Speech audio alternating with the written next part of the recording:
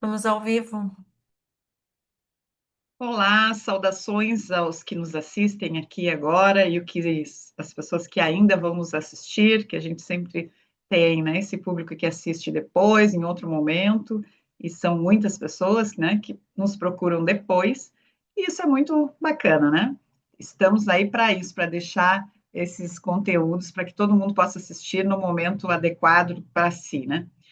Bom, hoje, seguindo a nossa sequência dos casos concretos, né, nós trazemos então o tema mediação condominial. E para falar desses casos reais e dessas soluções possíveis, alguém que realmente se dedica muito a esse tema, e é um tema, pessoal, que é bem complicado, é um tema complexo, difícil. Confesso que eu mesma não sei tanto desse tema, já fiz mediação condominial, mas não sou expert no assunto, mas a gente traz, né, a quem tem experiência. O nosso querido amigo, né, muito amigo do Centro de Mediação, muito amigo meu já pessoal também, o Carlos Chiappetta. Carlos, seja muito bem-vindo mais uma vez, né? Ele já esteve aqui no Centro de Mediação também, já aí no passado, trazendo esse tema dos condomínios, das mediações condominiais, e volta hoje, então, para contar para nós sobre seus casos e, né, detalhes aí, algumas coisas que são peculiaridades que são importantes na mediação condominial. Muito bem-vindo, Carlos, mais uma vez. É uma alegria imensa te ter aqui conosco. Boa noite, Luciana. Boa noite também para você que está nos acompanhando. Quero agradecer o apoio também da toda a tua equipe aí, né? E você, Luciana, também, que é coordenadora do Centro de Desenvolvimento das Práticas de Mediação da UAL, pelo convite, né, para poder falar hoje sobre a mediação condominial dentro da temática deste mês de maio, que são os casos reais, as soluções possíveis. Porque é muito difícil, muito desafiador a mediação condominial ter espaço dentro mesmo dos meios dialógicos ali. Então, por isso que eu mais uma vez agradeço a ti pelo convite. Eu trouxe alguns slides que eu vou compartilhar. Fica à vontade. Tá passando aí? Tá. Sim, uhum. Qualquer problema, daí é só avisar. Tá passando Então, eu sim. quero começar com uma distinção que parece simples, mas que muda tudo a forma, né? Toda a forma como a gente vê o conflito dentro da seara, da seara condominial. Porque o judiciário, ele trabalha muito com a questão do patrimônio, né? Pode ser o patrimônio ali material, pode ser o patrimônio imaterial. E os processos, eu acredito que eles mostram ali os pedidos, né? Já na mediação a gente consegue trabalhar também com outra questão que tem a ver com a convivência humana, né? Porque acaba revelando ali as pessoas. E é o que muitas vezes não está escrito no processo, né? É a questão mais subjetiva. Claro que eu estou aqui simplificando tudo isso aí, porque na prática, né, Luciana, a gente sabe que tudo é muito mais complexo do que isso. E a mediação ela não pede que a gente abandone o direito, que abandone o judiciário, mas que a gente seja ousado na forma como a gente vai, por exemplo, solucionar um conflito. E eu tive que ser ousado para poder acessar os não mediadores, né? Como certa vez disse para mim a professora Eliane. E um condomínio, ele não é só o endereço, ele tem também um amontoado de gente, né? É uma comunidade, é uma grande família ali que não escolheu estar junto. São pessoas que têm culturas diferentes, conhecimentos que são diferentes, pensamentos diferentes, e também a idade delas, né? Que começa desde o jovem até ao idoso. Então, tudo isso aí dentro do mesmo espaço, todos os dias, né? E cada pessoa ela é única, como bem falou a Adriana no encontro que abordou a mediação familiar. E a pergunta que precisa ser feita é: como é que é possível equilibrar tudo isso? Como atravessar esses conflitos que surgem sem hora marcada, sem que eles escalem de forma descontrolada? Que é muito desafiador isso, como tu mesmo comentaste no início ali, porque os conflitos condominiais raramente dizem respeito a um ponto só. Existem os direitos que a gente sabe que estão na lei, que está na convenção, que está no regimento interno ali, e também a questão financeira do dinheiro, né, que são a cota condominial, por exemplo, o fundo de reserva, as dívidas, e existe a relação, né, que é a convivência ali, aquele ódio que eu tenho pelo meu vizinho, aquela raiva acumulada, é o síndico que é pressionado, é a briga com os funcionários, são condomínios que não querem que as pessoas de baixa renda utilizem as áreas comuns, como saiu numa reportagem, se não me falha a memória, foi no Estadão, na Folha, na semana passada. Então, tudo isso aí junto, misturado. E tem uma questão que chama atenção, que eu vejo com frequência em alguns colegas que não são mediadores, mas que trabalham mais na parte do direito e são, tecnicamente, eles são bem preparados, mas só que eles tratam o conflito, muitas vezes, o conflito condominial, como se ele fosse apenas jurídico. E eu acredito que não é e nunca é apenas jurídico. E é por isso que a mediação, quando ela é bem trabalhada, quando ela é bem conduzida, no sentido não de induzir aquelas pessoas, mas de acompanhar os envolvidos naquele conflito, pode fazer algo que eu acredito que a sentença muitas vezes não consegue, que é reorganizar aquela relação ali enquanto resolve o problema. E o condomínio, ele também é um território cheio de emoções, né? E nessa teia complexa ali, o conflito que aparece quase nunca é o conflito real. E é a partir disso que eu quero trazer hoje três casos. O primeiro, que não teve mediação, mas que eu acredito que precisava ter, é um caso que repercutiu muito na mídia. O segundo é um caso que eu atuei diretamente, né, com uma mediação extrajudicial envolvendo conflito familiar e condominial, porque dentro do condomínio não são só conflitos relativos a essa temática condomínio, às vezes tem aquele conflito familiar que acaba reverberando ali naquela coletividade, né? E o terceiro, que parece simples, é um barulho de um pet ali que acabava incomodando um vizinho. Então, antes de entrar nesses casos, eu quero reforçar algo que o doutor Vitalino trouxe no encontro que abriu esse mês aqui, né, que tratou dessa temática importante.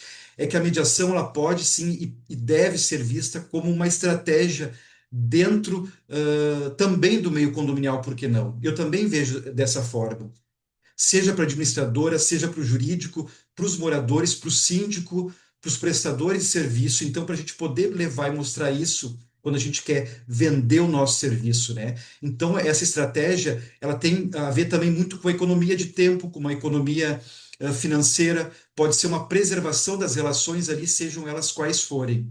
E com certeza, optar pela mediação é um caminho inteligente. E o primeiro caso, então, é do inventário e esse débito condominial, porque quando a morte, né, de um condomínio ali vira essa dívida coletiva e muitas vezes a família não quer resolver. E eu disse lá no início que os processos, eles acabam mostrando que os pedidos e a mediação vai revelando as pessoas ali. E é exatamente aqui que mostra que a gente consegue perceber essa diferença, porque esse primeiro caso parecia ser apenas uma cobrança de taxa condominial atrasada, mas não era, era algo bem mais complexo. Então, a inadimplência condominial, ela não é apenas algo individual, ela acaba atingindo também a coletividade, porque todos vão acabar pagando aquela conta ali quando o devedor não cumpre, porque se eu deixar de pagar hoje, amanhã, já está causando problemas para o condomínio, que ele tem aquelas obrigações que se vencem ali, né? Então, vejam só, Luciane, pessoal, como esse conflito foi escalando. Tudo inicia ali com o falecimento do marido, né? O luto. Aquela esposa acaba se mudando porque o imóvel é muito grande para ela, aquela taxa condominial deixa de ser paga, aquela dívida acaba crescendo, os moradores começam a questionar o síndico, a pressionar esse síndico aí, porque ninguém quer continuar pagando aquela conta ali. E no meio de tudo isso aí surge um elemento surpresa que nós vamos ver depois. E depois chega também a tal da mediação para tentar resolver tudo isso. E a taxa condominial, ela deixou de ser paga, mas eu acredito que não necessariamente por má fé daquelas pessoas ali, por omissão, mas por uma confusão que se forma quando se inicia um processo de inventário, depois da questão do luto ali, quando ninguém sabe muito bem exatamente quem que é o responsável pelo quê. Então, aquela dívida cresceu, aquele síndico estava pressionado, os moradores começavam a perguntar: o condomínio vai fazer o quê? Vai deixar acumular? Vai entrar com processo? Vai penhorar a garagem, porque ela tinha uma outra matrícula ali, eles estavam pensando em fazer essa penhora. E aqui está um ponto importante para nós, tanto mediadores quanto não mediadores ali, que o síndico normalmente ele está pressionado pelos dois lados ou mais lados que estiverem participando ali. E foi esse síndico quem procurou a mediação condominial. E a mediação ela não começou tentando resolver o tal do problema do débito ali. Eu comecei tentando reorganizar aquela comunicação ali. Porque antes da solução financeira havia um grande desafio que era uma questão relacional. E foram chamados, então, os herdeiros, os advogados, também o síndico ali, e todos eles chegaram com posições rígidas. E quando está todo mundo ali defendendo a sua posição, o conflito a gente sabe que é difícil dele se resolver. Então, o que que eu comecei? Eu comecei a buscar quais eram os interesses e as necessidades que estavam em oculto ali. E o primeiro grande desafio foi esse: os herdeiros não queriam locar o apartamento. Era algo inimaginável para eles ali, né? Impensável, inegociável. Então havia essa resistência que ia muito além da questão racional, tinha a ver com questões emocionais, com disputas internas ali que não apareciam naquela superfície, né? Mas estavam ali o tempo todo. Então, como eu disse antes ali, a posição deles era muito clara, né? Inegociável. Mas eu comecei a me perguntar, por que isso? E aqui eu precisei escutar para além daquelas palavras ali, porque aquele imóvel não era apenas um patrimônio, era uma memória, era tinha um vínculo muito forte emocional com aquele pai, ele era um símbolo familiar, era uma resistência, vamos dizer assim, ao encerramento daquele luto ali. Então vejam a complexidade deste caso aí, quantas camadas tem uma aparente inadimplência condominial. Então, por isso que eu digo que o conflito condominial nem é sempre trata com questão que envolve apenas o condomínio, tem outras áreas envolvidas ali. Então, às vezes, quando alguém diz assim, eu não aceito alugar aquele apartamento para pagar ali aquela dívida, né? O que que a pessoa pode estar dizendo ali? Que eu ainda não aceito aquela partida, né? Ou ainda que aquela disputa sobre quem vai ficar com o imóvel, como vai ser feita aquela partilha, ainda não foi resolvido entre os herdeiros ali. Como vai ficar a questão do pagamento das dívidas que tem, não só daquele imóvel, mas dos outros imóveis, se porventura aquela família tenha. Então, o judiciário ele nem sempre ele consegue alcançar essa camada, porque a gente sabe muito bem que não há tempo para trabalhar a questão subjetiva dentro de um processo, né, que já é algo bem demorado ali. E no meio de todas essas sessões, que foram muitas e muitas horas ali, surgiu um novo elemento, né? Então, além da falta do consenso sobre as dívidas, sobre o desentendimento na divisão do patrimônio, havia um filho que o falecido teve em uma relação extraconjugal, que não era conhecido por nenhum dos outros herdeiros. E este tal do bom pai, que era o marido considerado fiel ali. Então, toda essa imagem que os herdeiros, que a viúva tinha, começou a desmoronar. Então, do ponto de vista emocional, foi como se tivesse jogado uma bomba no meio daquele processo ali todo que já estava em ebulição, né? Então, a questão acabou explodindo, né? De uma forma muito mais intensa do que vinha se tratando. Então, na verdade, o que fica claro para nós, né, que já sabemos que atuamos aí nessa área, que o problema nunca foi apenas a questão financeira, né? Então, agora havia o quê? Todas as questões aí envolvendo o luto, a divisão patrimonial, a sensação de traição, a disputa por reconhecimento, né, daquele filho ali, a questão do ressentimento por nunca ter sido apresentado ali para a família, porque só o falecido que sabia, a questão do medo da perda de patrimônio, a questão das feridas familiares antigas que nunca tinham sido tratadas, né? E claro, isso aí tratado no sentido de terapia, porque na mediação não é isso. Então, nós, como mediadores, também nunca podemos querer uma solução rápida. Então, o conflito ele precisa ser digerido, ele precisa ser compreendido, ele precisa ser elaborado antes de qualquer consenso. Claro que, no meio de todas essas inúmeras sessões ali que foram difíceis, foram desafiadoras, muitas vezes eu também não acreditava, por mais que eu trabalhe nisso, que fosse algo que pudesse ser resolvido fora de um processo judicial. Mas aos poucos, aquilo tudo que parecia impossível ali começou como se aparecesse uma luz ali. E começaram a trilhar um caminho para uma solução que fazia sentido para aquelas pessoas ali. porque, como bem diz o Henrique Ferrari, que vai estar aqui no dia 29, sexta-feira, falando sobre mediação imobiliária, a mediação é de e para os medianos, tem que fazer sentido para eles e não para o Carlos ali, o mediador, né? Seja ele qual for ali. Então, isso é muito importante a gente ter essa visão ali, que cada caso ele é único, né? Então a mediação começou a desmontar todas essas narrativas, como hoje em dia o pessoal fala, né? Então, não como uma imposição ali, mas eu comecei a fazer algumas perguntas para aquelas pessoas, né? Qual que era o maior medo delas naquele momento ali? O que que aquele imóvel acabava representando? Né? O que que poderia acontecer se nada fosse feito, né? Qual seria aquele custo emocional e financeiro, por exemplo, se continuasse a discussão no processo judicial. Se o imóvel permanecesse fechado, com aquele débito crescendo, com todas essas questões novas surgindo e outras que ainda poderiam surgir, né? Quais seriam as consequências para aquelas pessoas ali?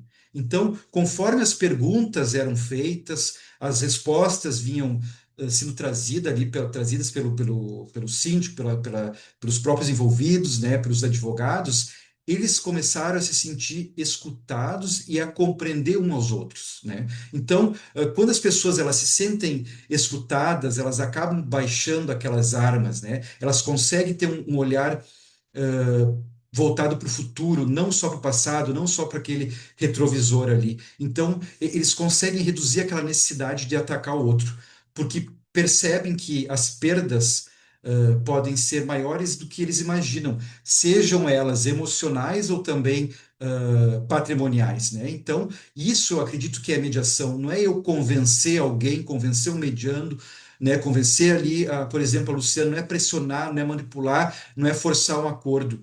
É construir esse ambiente ali seguro para essa transformação de perspectiva. Então surgiu aquela primeira possibilidade concreta, né? A mesma que havia sido sugerida ali no início pelo síndico, né? Antes mesmo da mediação começar, mas que estava fora de cogitação, que era a locação do imóvel. Então, às vezes, vindo um terceiro de fora falando, pode falar a mesma questão, mas com técnica, com conhecimento, né? Com um olhar de fora, consegue fazer com que as pessoas compreendam aquela situação ali. E olha que, para você que, por exemplo, está acompanhando e não é da área da mediação ali, da área do direito, né? A solução não veio da minha parte como mediador, ela veio dos próprios medianos ali. Então, isso mostra o quê? Um pertencimento na construção daquela solução que faz sentido para aquelas pessoas. É isso que acaba tornando aquele acordo sustentável no tempo, né? Daí vocês podem estar se perguntando, mas o problema foi resolvido? Ainda não. Por quê? Porque ainda existiam aqueles débitos passados, né? Então, os conflitos, porque a partir do momento que locou, o locatário vai começar a pagar o condomínio e daí ele vai deixar a dívida de crescer a partir de então. Vai ficar o débito atrasado com juros de correção ali. Então, os conflitos complexos, como esses são construídos em camadas e por consequências, eles também conseguem se resolver dessa forma. Então, após muito diálogo ali, os herdeiros aceitaram, como eu disse antes, local o imóvel e utilizar parte do aluguel para pagamento dos débitos de forma parcelada e evitar o que? A judicialização. Eles compreenderam o que não, que o pagamento, né, ou melhor, aquela falta de pagamento traria consequências para eles, não só para eles também, mas para toda aquela coletividade, né, para todos os moradores ali.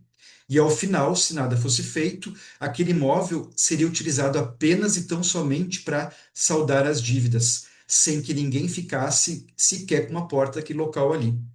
E também eu quero deixar claro aqui que tudo isso que foi abordado e tratado, antes que o pessoal venha, né, me xingar aí, foi levado e discutido depois em assembleia, né, que é preciso também passar pelo aval ali da coletividade.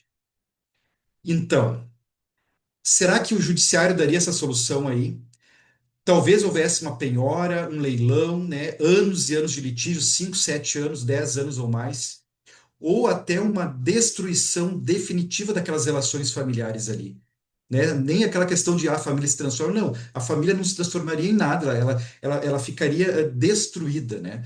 Mas dificilmente haveria também, dentro daquele processo uma construção conjunta.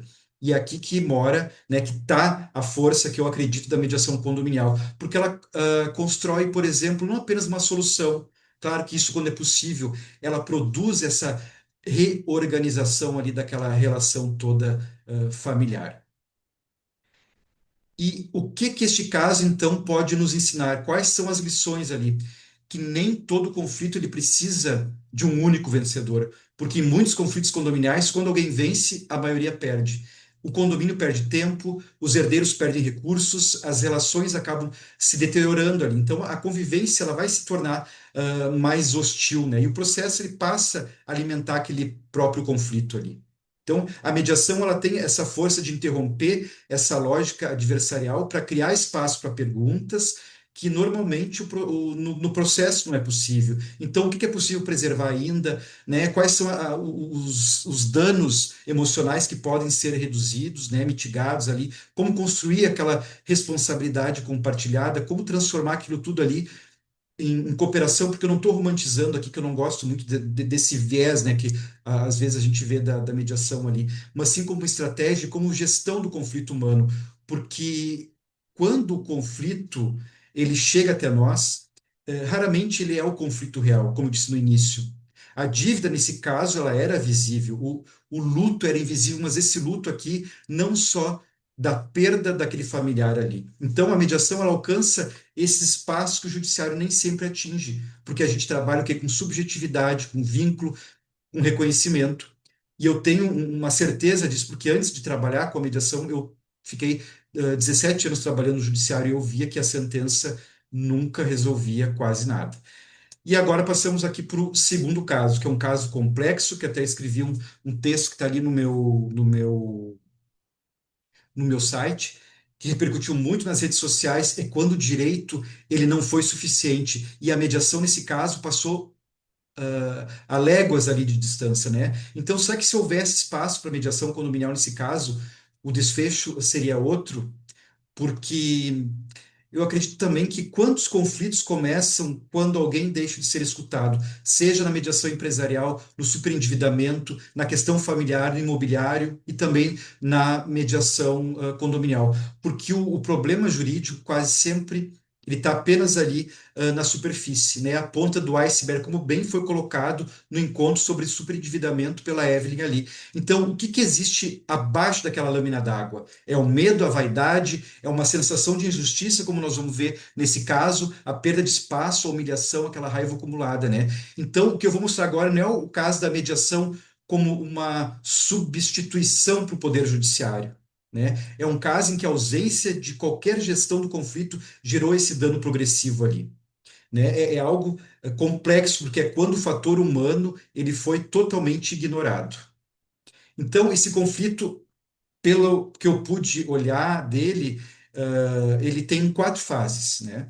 Que foi uma escalada ali. Em qualquer uma delas, a mediação teria espaço. Na fase um, com aquele conflito administrativo que começou legítimo. Na fase 2, aquele conflito de interesse que foi ignorado. Na fase 3, uma ruptura daquela legalidade toda. E na fase 4, aquele colapso total institucional ali que culminou com aquela tragédia.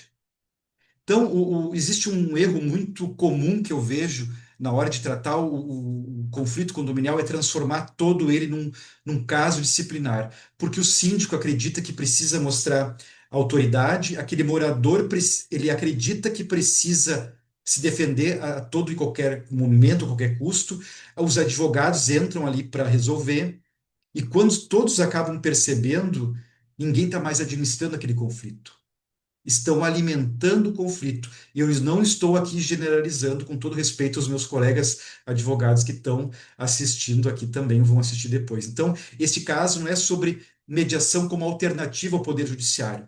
O judiciário, ele é legítimo e ele é necessário, assim como a arbitragem também é, assim como a negociação também é, e assim, claro, como a mediação também é. Porque o problema aqui nunca foi o caminho escolhido. O problema, acredito eu, foi outro, quando o condomínio perdeu aquele controle institucional ali do conflito. E na fase um, então, o conflito ele começou legítimo. Foi a partir de uma fiscalização, foi constatado o uso irregular da unidade. Então, a moradora ali estava utilizando para fazer marcenaria, que é algo incompatível ali com o objeto daquele condomínio, né, que está na convenção, está no regimento interno ali. O síndico notificou, fixou prazo e penalidade. Só que aqui tem um ponto importante. O conflito ele nasce de um exercício legítimo do direito, mas foi feito da pior forma possível, porque esse síndico ele simplesmente invadiu o apartamento da moradora ali, sem autorização dela, sem a ciência dela, com a justificativa de que ele tinha a chave para filmar o imóvel ali e mostrar que ela exercia aquela atividade incompatível ali. Ela registrou o boletim de ocorrência e tudo mais, né? E o que faltou aqui? Proporcionalidade, faltou escuta, faltou diálogo.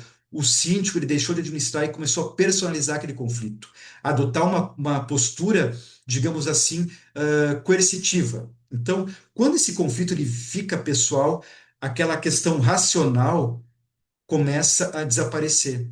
Isso quem bem muito fala ali é o Jefferson Capelari, que também já teve aqui no projeto aqui da UAL. Porque muitas vezes o que destrói a convivência é a forma como esse poder dentro da área condominial, né, falando, ele é exercido. E será que a mediação seria possível aqui na fase um? Eu tenho certeza que sim.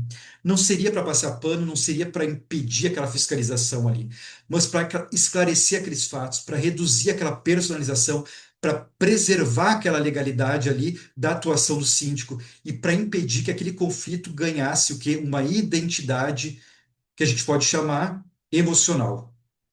Mas não foi esse o caminho. Então, a partir desse episódio, o condomínio deixou aquela gestão administrativa de lado e ele passou o quê? A personalizar.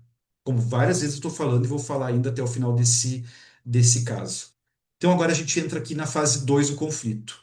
Esse cenário acabou se agravando, né, com um conflito de interesses, porque o síndico ele acumulava a função de, além da sindicatura, ele era corretor de imóveis, proprietário de algumas unidades, e ele administrava por locação, tipo Airbnb, né, por locação por curta temporária ali, nesse mesmo, curta temporada, nesse mesmo condomínio. Então, inicialmente era ele quem administrava os imóveis da família da Daiane, da moradora. E quando ela se mudou para Caldas Novas, em Goiás, ali, ah, ela foi morar nesse imóvel e ela também era corretora. E ela passou a administrar os imóveis da família. E os vizinhos começaram a gostar da forma como ela trabalhava, como ela fazia essa gestão aí, e preferiram o trabalho dela. Então, de repente, o que surgiu? O que havia ali? Era uma competição, era perda de receita, era uma ameaça de espaço profissional, era uma disputa de autoridade. E aqui que muitos condomínios acabam, vamos dizer assim, adoecendo, porque ninguém percebe que o síndico já não consegue mais agir com imparcialidade. E aquela governança que é preciso existir para quê? Para proteger aquelas decisões quando as emoções acabam contaminando tudo aquilo. Então, mais uma vez eu pergunto, será que a mediação seria possível aqui nessa fase 2? Mais uma vez eu acredito que sim, porque ela teria um papel essencial para criar opções alternativas, para reconhecer esse conflito de interesses, para afastar o síndico, né, de decisões sensíveis, para proteger o condomínio contra nulidades, para envolver o conselho e os demais condôminos, né, e também contar com um jurídico especializado. Porque, mais uma vez, nessa fase, a mediação, né, foi ignorada.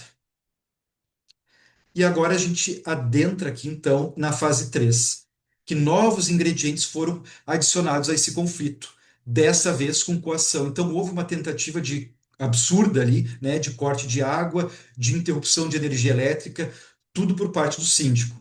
Então, questões foram revertidas depois por decisão judicial, que determinou aquela religação, né, e proibiu novas suspensões, porque se ela tivesse devendo, não seria nem esse a forma de se conseguir reaver, né, o valor, o débito em aberto. Então, esse imbróglio todo aí não surgiu do nada, ele foi construído, né, como uma goteira que vai enchendo ali o copo, né, por questões envolvendo o ego, omissões, poderia ser também ausência de limites, né, porque não se via mais, pela crença de que o outro precisava de uma lição.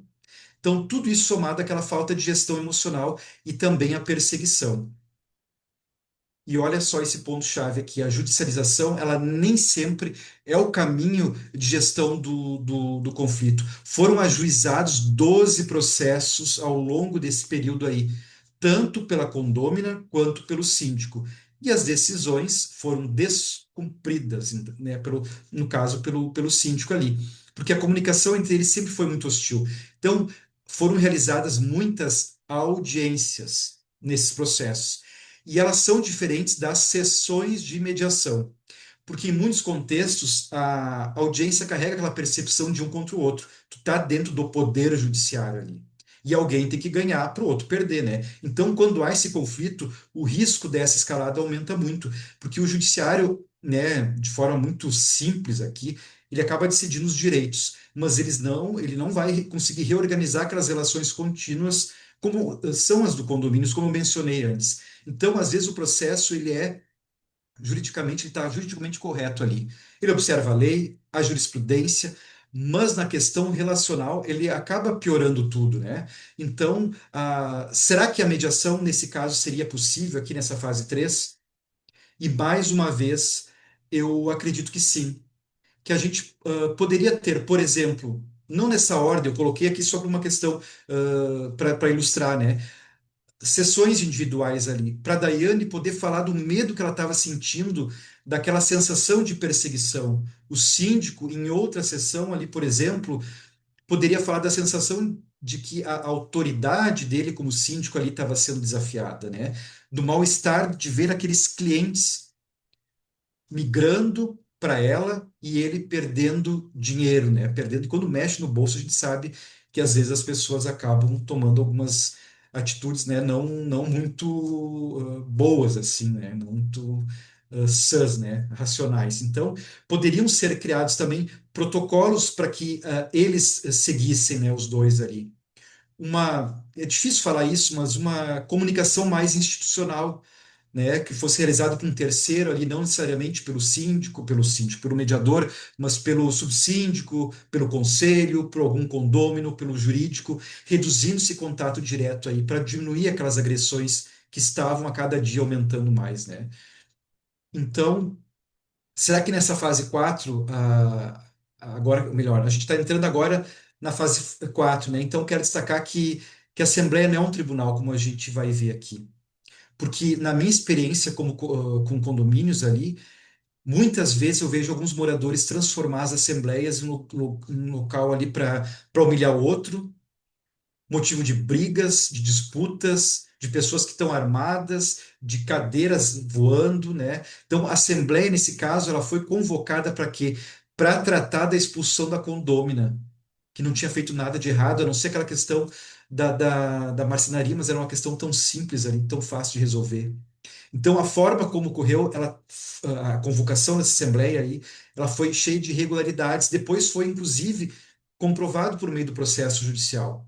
Porque houve falha na convocação, os prazos não foram respeitados, ela não teve sequer direito de defesa nenhuma vez ali. Houve uma ausência, né, do direito, então, de defesa dela ali, para poder se defender, que isso é algo intrínseco, que é preciso ali, né, que seja observado. Então, o condomínio, no sentido aqui dos moradores, ficaram parados, ficaram inertes ali. O conselho também acabou não atuando, né? E como eu disse antes ali, os moradores não fizeram nada. E aquela ilegalidade toda acabou se instaurando no condomínio. E isso, eu acredito que precisa ser dito com clareza que a responsabilidade não fica restrita apenas ao síndico, ela recai também.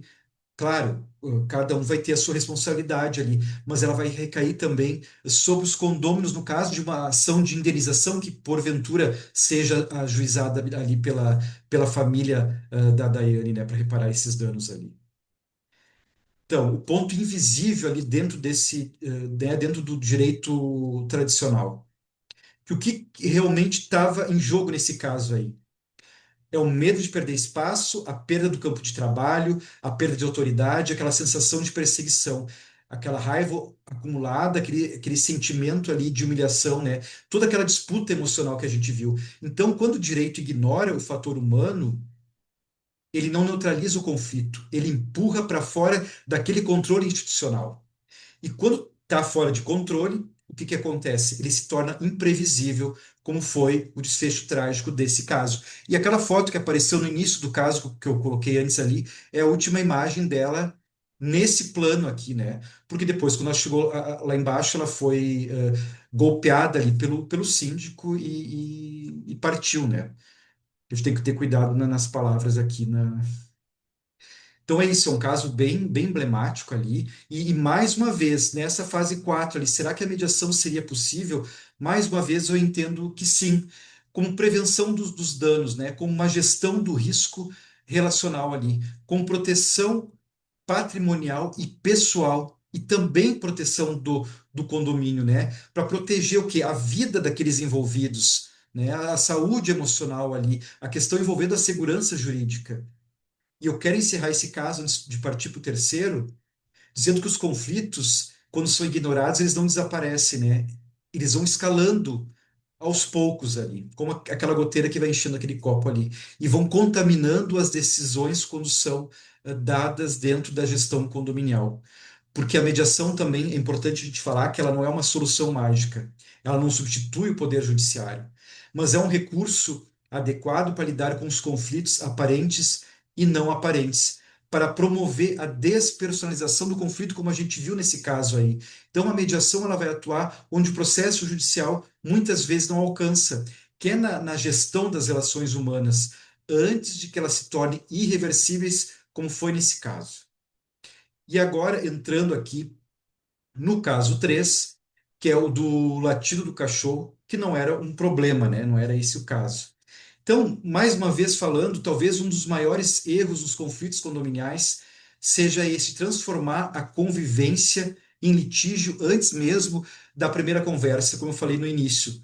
E esse terceiro caso, que trata de um cachorro de apoio emocional, era um caso que parecia simples. Na verdade, vocês vão ver, ele é muito simples ali.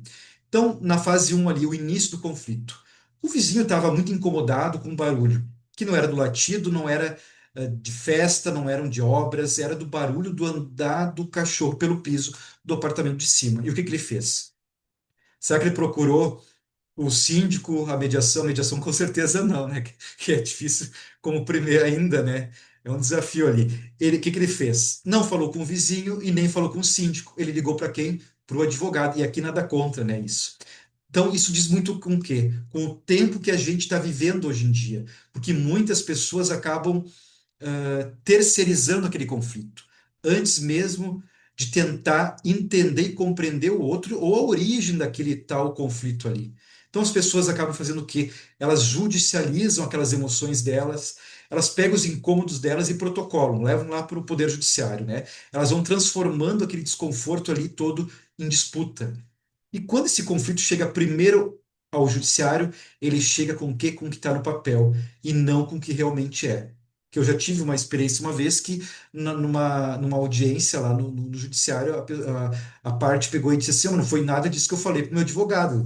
O advogado colocou outra coisa ali, então foi uma questão que ficou ficou curiosa ali, né, a forma como a parte tinha falado isso do próprio advogado, que era a pessoa de confiança dele, né?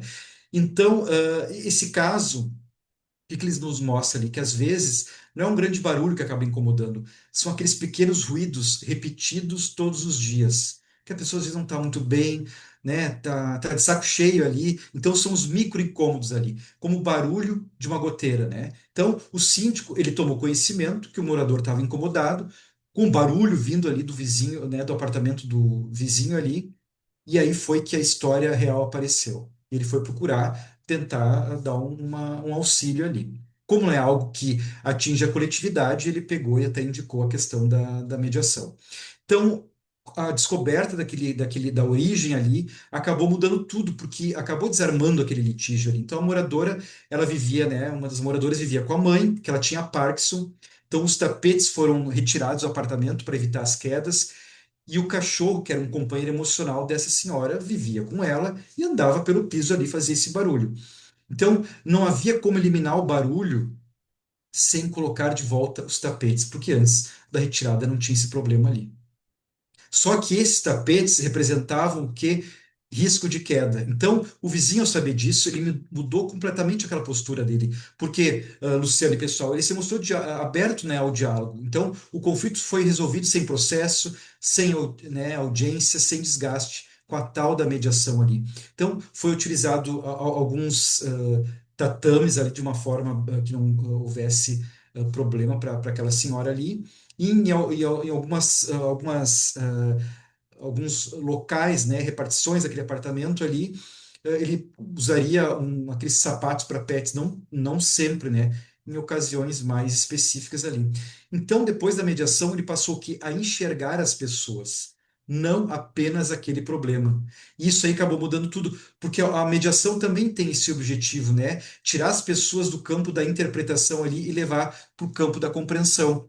E agora, indo quase para o final ali, por causa do horário também, existe um ponto importante aqui que qualquer conflito condominial, vamos dizer assim, que envolve o barulho, que é a sensibilidade do ruído, né, que é extremamente ali particular, porque cada pessoa ela escuta diferente, ela vai tolerar diferente, a acústica é diferente, e uma resposta que o judiciário poderia dar é criar um precedente, mas não resolveria aquela relação ali.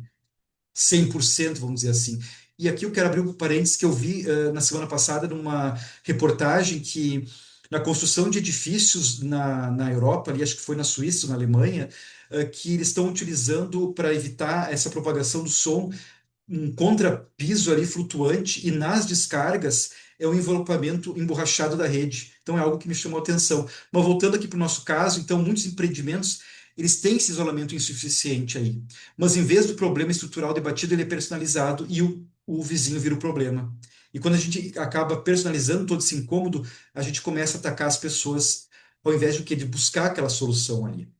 Então, o conflito, como eu disse antes, não foi resolvido por uma decisão judicial, nem por notificação, nem por uma ameaça, mas a partir da mudança da percepção daquele contexto todo ali, né? E as pessoas, elas raramente elas mudam sob pressão, mas quando elas compreendem aquela situação toda ali. Então, esse vizinho ali, ele se abriu para o diálogo, ele não porque ele perdeu direitos, não porque ele foi obrigado a aceitar algo, mas porque aquela informação acabou gerando empatia. E que empatia não é concordar com tudo, né? É reconhecer a humanidade do outro antes de agir contra ela ali. Então, esse vizinho ele acabou o quê? Trocando aquelas lentes ali. E o que que aconteceu? O que via como um problema se transformou numa compreensão ali. Então, será que se fosse para o judiciário essa questão aí, qual é o custo oculto da judicialização, né? O que teria acontecido, então, se fosse parar no judiciário? Talvez houvesse aquela perícia para medir os decibéis, né? Para se estava ou não de acordo com a lei, a produção de provas, aqueles recursos todos, e ao final teria que uma resposta, não necessariamente uma solução satisfatória, porque a mediação ela é um recurso muito importante no ambiente condominial, que é conflito diário ali. Então a gente busca não apenas resolver o problema, mas para preservar aquele mínimo de convivência, né? Então o que que esses três casos têm em comum ali? O caso um, né, do inventário do débito, havia o espaço de comunicação que ninguém tinha criado e a mediação criou. No caso 2, da condômino do síndico, um conflito que estava se escalando e que ninguém gerenciou e a mediação poderia ter contido. E no caso 3, que havia um diálogo que nunca aconteceu e a mediação provocou. Então, os casos que eu trouxe hoje mostram que o trabalho de mediação condominial exige muito mais do que técnica, né? Exige essa sensibilidade para perceber o que está por debaixo do conflito, né? E isso é muito importante a gente compreender ali. E para finalizar aqui, eu não sei se por causa do tempo, se eu faço ou deixo tu falar ali, Pode fazer, Luciano. tranquilo, temos tempo ainda. Tá. Então, é o colapso silencioso, né? Porque a gente vê que o país está num laboratório de intolerância ali. Eu quero trazer o trecho de um texto que eu tive acesso esses tempos, que eu não, vocês me perdoem, não lembro a fonte agora, mas que traduz muito tudo isso que a gente está vivendo agora, né? Toda essa complexidade. E o que eu escrevi também está num artigo lá no meu site ali. Então, para a gente refletir sobre tudo isso, né? Mataram um síndico em Osasco por uma vaga de garagem. Executaram um subsíndico no Rio após cobrar um vazamento. Em Jundiaí, um síndico assassinou o gestor atual e depois, né, terminou com a vida dele. Em Goiás, o síndico terminou com a vida da moradora. Não são casos isolados, são sintomas de um colapso silencioso. O condomínio brasileiro deixou de ser espaço de convivência e virou um micro-território de tensão permanente, onde pequenos conflitos funcionam como gatilhos de violência extrema. A regra virou afronta, a gestão virou provocação, o limite virou motivo de ódio. Abaixo desses crimes inundam nossas telas, não, melhor, abaixo desses crimes que inundam nossas telas existe um oceano invisível de ameaças, perseguições, agressões, síndicos que renunciam por medo e assembleias que viram ringue. O problema não é o cargo, é algo mais profundo. É a incapacidade crescente de parte da sociedade de viver sob regras, frustrações e decisão coletiva. O condomínio virou um laboratório do que o Brasil se tornou. Tolerante e capaz de lidar com limites, com diferenças e frustrações. A diferença é que no condomínio a violência não está distante. Ela mora no andar de cima, de baixo ou ao lado. Então, todos esses casos que são reais ali, as soluções são possíveis. E como diz a temática desse mês aqui, só que desde que a gente retome o diálogo, a comunicação também pelo meio da mediação condominial. E a mediação ela não é um caminho dos fracos, como muitos pensam. Ela também não é um caminho para quem não tem força jurídica para entrar com uma ação judicial. É o caminho de quem entendeu que poucos, né, compreenderam ali que vencer uma batalha judicial não é necessariamente, por exemplo, resolver um conflito, especialmente em locais e situações que as pessoas vão conviver todos os dias, que é o caso do condomínio, porque a gente pode ganhar todos os processos ali e pode levar à perda da paz daquele cliente, ou ver aquele conflito ali recomeçar na semana seguinte, seja na mesma intensidade ou às vezes até de uma forma pior. E eu queria aqui, para finalizar, Luciana, pedir licença para quebrar um pouquinho o protocolo, se eu posso ou não. Qualquer coisa, eu paro de compartilhar a tela aqui para deixar um recado para os colegas, no caso, advogados da área Sim, pode condominial, sim, estás em casa. e dizer que na semana passada a gente lançou dois livros, bem rapidinho, um pela SEX, que é da comunidade, que é a importância da cláusula de mediação dos contratos que eu escrevi, e em Salvador, que foi em Salvador, né, agora na semana, e outro pela NACOM, que é a Associação da Advocacia Condominial, que eu estou como vice-diretor da Comissão Temática de Mediação e Arbitragem, que foi sobre a importância de falar sobre a mediação, que teve agora o lançamento em São Paulo. E é gratificante porque nesses livros aí, ele, apesar de não ser voltado para mediadores, é para não mediadores, e ter um artigo falando sobre a mediação condominial é algo que é desafiador, e o desafio a gente sabe que é muito maior. Muito obrigado, Luciana. Vou descompartilhar a tela aqui. Tentei dar uma Ah, acelerada para dar tempo e também para te fazer não, as. temos tempo aí.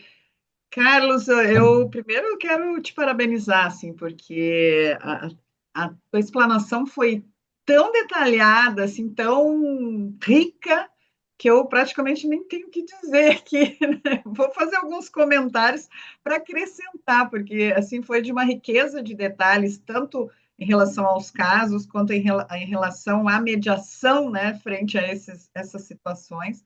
Mas, assim, foi fantástico, assim, a gente perceber a necessidade, né, e a possibilidade da mediação nesses casos, né? Eu fiz vários comentários aqui.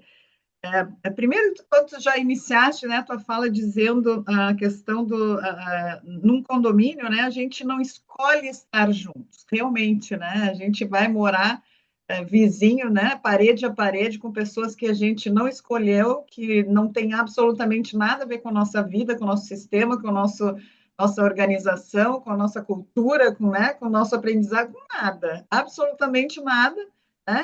Eventualmente pode ter ou não, né, alguma coisa ali, alguma situação que tenha, né, alguma ligação, alguma conexão, não necessariamente, mas é uma caixa de surpresa cada vizinho, né? A cada lugar que a gente mora num prédio, a cada vizinho que entra e como essa relação vai se comportar, né?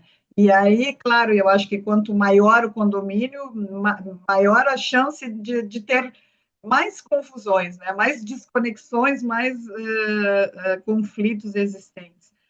Mas, nossa, é tanta riqueza de detalhe, assim, a questão, né, do inventário e o débito ali, né? O quanto a gente sabe que no inventário, a questão, né, do caso que tu trouxeste, o primeiro caso, que a gente sabe que não existe, quer dizer, não é, a palavra nem é não existe, existir até existe, mas a gente não está acostumado nem preparado a fazer esse planejamento, né? A gente não planeja a morte, a gente até, em algum momento, até pode ser que falhe, olha, a gente deveria fazer, mas termina não fazendo, né? E aí vem realmente esses casos, né, de que desestrutura as famílias, as pessoas não estão preparadas para isso, né? Então, achei muito interessante também quando tu falaste das camadas que existem para se pensar se chegar na inadimplência, né? Até chegar na inadimplência, todas aquelas camadas que tu mostraste ali, aquilo ali é mediação pura, né? É o subjetivo puro, é tudo aquilo que a gente não sabe, não vê, e que as pessoas não falam, né? E que a gente precisa descobrir, e aí cabe sim, né? Uma mediação com toda certeza para tentar buscar tudo aquilo que não é dito, tudo aquilo que, né, não foi preparado e que está tudo desorganizado. A cada fala, eu fiquei assim, imaginando, sabe, como seria essa mediação, olha o quanto a gente tem que estar atento, a escutativa, né? Então, quando a gente fala, né, e aí de tanto falar, assim, parece uma coisa tão já corriqueira, né? Todas as técnicas da mediação, os instrumentos todos de trabalho que temos, né? Parece uma coisa tão assim, mas quando a gente começa a ver casos assim tão explicados como tu trouxe, e que a gente consegue visualizar cada ferramenta que a gente pode usar, né? Enfim, ficou tão claro, tão fácil enxergar. E a gente tem que ter essa paciência, né, esse preparo de se dar o trabalho, sim, né, de aplicar essas ferramentas, porque para a gente conseguir tirar essas pessoas, né, dessa confusão, desse vazio, dessa loucura que é tudo isso, porque é uma loucura quando estão vivendo esse conflito, né? Assim, chega a ser angustiante quando conta, porque a gente sabe que isso é muito real, né? Esses casos não são isolados, assim, quer dizer, são casos isolados porque são dessas pessoas, mas a gente vive isso em muitos condomínios, essas situações, né? Então, a lista de sentimentos ali que a gente tem para lidar, que tu trouxeste, é uma lista perfeita. Nossa, são muitas coisas para se lidar, são muitas coisas para pensar e para fazer com que essas pessoas tragam todos esses sentimentos, né? Se nessa lista a gente conseguir que eles falem dois, três, nossa, eu já acho que já é um grande ganho. Imagina que se eles falassem sobre tudo isso, que a gente sabe que é bem difícil, né? Sensacional, eu achei assim, Carlos. O caso do cachorro ali, né? Nossa, também, né? É uma mediação pura. Quer dizer, a pessoa conseguir falar e o outro também, né? Ter uma escuta, entender o sofrimento ou a situação que o outro passa antes de querer fazer qualquer coisa, né? O exemplo assim mais lindo que eu posso dizer de empatia. Isso é empatia, né? Entender o que a outra está passando, né? Tem um problema de Parkinson, de Alzheimer, Parkinson, né? Não lembro bem. Parkinson. De Parkinson, quer dizer, existe uma dificuldade, não é uma escolha fazer isso, não é uma escolha ter um cachorro que faça barulho, né?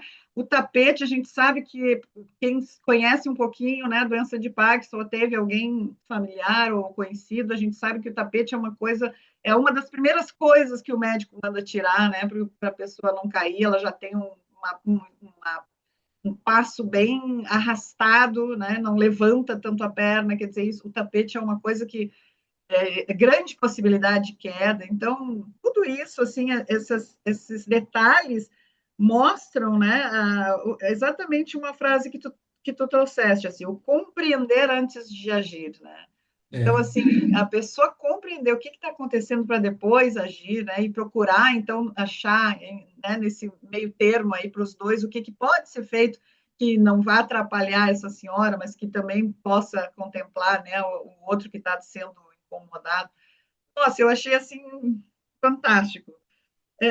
Eu achei também, Carlos, muito interessante a questão, né, do caso da tragédia de Caldas Novas, e lá na parte final tu trouxe aqueles outros, a gente olha isso, a gente não consegue acreditar que isso seja possível, né? É uma violência assim que para nós mediadores que a gente sabe, né, o quanto o quanto a mediação funciona, o quanto ela alcança, né, o quanto ela consegue mudar as pessoas, a gente vê que ainda existe isso, é uma coisa, é a mesma coisa que ver guerra, né? Quando a gente vê guerra, meu Deus, como é que ainda existe guerra nesse mundo? A gente não consegue entender isso, né? E a tragédia de Caldas Novas, sim, eu acho que uma mediação seria uma grande oportunidade, como eu sempre achei que eu, particularmente, né, que o caso da Boate Kiss também caberia uma mediação. Aliás, muitas, ouvir aquelas mães, aqueles pais, né? Essas mães, esses pais gritavam, eles estavam sofrendo, gente, eles precisavam ser ouvidos, e não ouvidos no sentido quanto tu quer a tua indenização, né? Serve essa indenização. Não é sobre isso, é sobre sentimento, é sobre perda de um filho, gente. É uma coisa assim bombástica né, no coração de uma mãe, de um pai. Então, assim, não tem explicação. E eu acho que caberia muito a mediação nesses casos, sim, né? E tantos outros que a gente sabe que poderiam ajudar, né? Que a mediação poderia ajudar. A questão também que tu trouxeste da terceirização do conflito, né? A gente sabe as consequências que vêm, né, na terceirização do conflito. E a gente sabe também que muitas pessoas, a grande maioria, quase que eu diria, fazem isso, né? E fazem conscientemente ou inconscientemente, né? Terceirizar, porque é muito mais fácil deixar lá outro decidir, né? Ou deixar um advogado falar o que ele bem entende, né? A gente sabe que tem advogados maravilhosos que são corretos, que levam as provas e estão fazendo o seu trabalho, e tudo bem, é isso aí mesmo, né? Mas a gente sabe que tem também aqueles que, bem como tu disseste, mas não foi nada disso que eu disse, né? Eu já vi situações assim também, assim, olha, não era isso, não foi bem isso, né? E aí a gente vê que é a ganha da causa, né? Tipo assim, vamos para brigar, vamos para ganhar, e é aquele pensamento muito litigante, né? E os advogados, né, a formação, hoje já nem tanto, né? Já tem aí essa diferença, mas existe muita formação mais antiga assim, da advocacia que entrar para brigar, entrar para ganhar, né? E aí é isso, né? Mas hoje a gente tem aí a advocacia colaborativa, a gente já tem outros caminhos que também já, né, estão aí mudando, e tomara que mude, tomara que abra esse espaço. Tu trouxeste coisas assim brilhantes, Carlos, para a gente, assim, eu diria que hoje, assim, eu saio daqui pensando, sabe, incomodada com muitas coisas, porque assim a gente consegue fazer uma mediação e terminar ela e dormir tranquila, a gente consegue vir aqui nos eventos, eu termino e vou tranquila, e hoje eu não vou. Acho que pela primeira vez eu não vou tranquila, eu vou pensando, porque assim, tanto detalhe que foi demonstrado aqui na tua explanação que faz a gente realmente se desacomodar e pensar que a gente precisa ser melhor naquilo que a gente faz, né? Nós, mediadores, ainda que sejamos, né, o melhor que possamos, a gente pode ser melhor, a gente pode divulgar melhor, a gente pode mostrar melhor ainda essa oportunidade para as pessoas, a gente procura, de toda forma, ver como fazer isso, né, como as pessoas conhecerem a mediação, mas aí é uma luta que a gente não pode desistir, né? Quando a gente vê essa tua fala de hoje, assim, não pode desistir, a gente tem que levar isso adiante, né? Então, assim, eu não tenho nem perguntas para te fazer, porque tá tudo respondido, tudo tão claro, só comentários mesmo, assim, da brilhante explanação que tu fizeste hoje. Eu acho que todo mundo sai daqui muito, cheio aqui no YouTube de excelente explanação, excelente caso, né? Parabéns pela abordagem do momento de profunda aprendizagem sobre a mediação condominial. Gostei demais do tema, principalmente do seu conhecimento nesse caso, né?